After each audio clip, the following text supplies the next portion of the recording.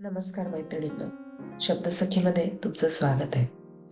नुकतंच मी रामायणातील उर्मिला या व्यक्तिरेखेवर आधारित उर्मिला ही कविता काणे यांनी लिहिलेली आणि डॉक्टर सुचिता नांदापूरकर फडके यांनी मराठीत अनुवादित केलेली कादंबरी वाचली.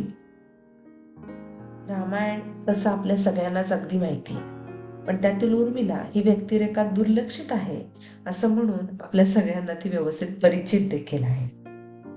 कविता काणे यांनी लिहिलेल्या सीता सिस्टर या मूळ इंग्रजी कादंबरीचे उर्मिला हे डॉक्टर सुचिता नांदापूरकर फडके यांनी केलेलं मराठी रूपांतरण आहे.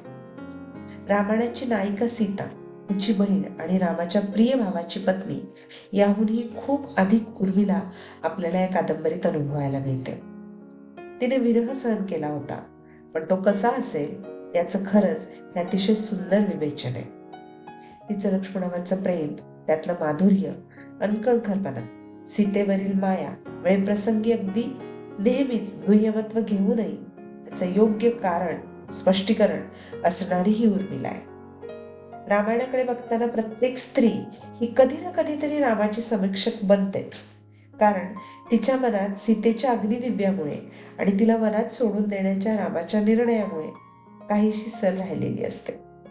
त्याचा आवाज या पुस्तकात ही उर्मिला आहे.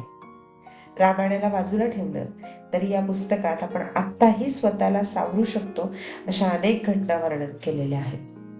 भरताच्या नंदीग्रामात व्रतस्थ राहण्याच्या निर्णयामुळे खचलेली मांडवी, तर लक्ष्मणाच्या तिला उर्मिलेला सोडून जाण्याच्या निर्णयामुळे खंबीर उभी राहिलेली उर्मिला आपल्याला ऍक्सेप्टन्सचा खरा अर्थ सांगून जाते. तटस्थ राहणं म्हणजेच न्याय्य असणं असं अजिबातच नाही हे समजावून सांगताना उर्मिलेने नेहमी तिला बरोबर असलेली बाजू उचलून धरण्याचा प्रयत्न केलाय. हे पुस्तक वाचताना आपण आपल्या आयुष्यातल्या बऱ्याच समस्यांना त्याच्याशी रिलेट करू लागतो. आणि उर्मिलेचा ग्रेसफुल ऍक्सेप्टन्स आणि त्याची फिलॉसॉफी आपल्याला थोड्या वेळासाठी का होईना धीर देते. आपल्या समस्यांचं तुलनेनं छोटं असणं आपल्याला जाणवून देते. खरंच आपल्या प्रत्येकीची एकदा या उर्मिलेशी ओळख नक्की व्हायला हवी.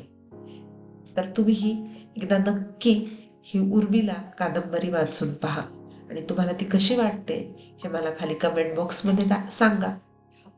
थँक्यू.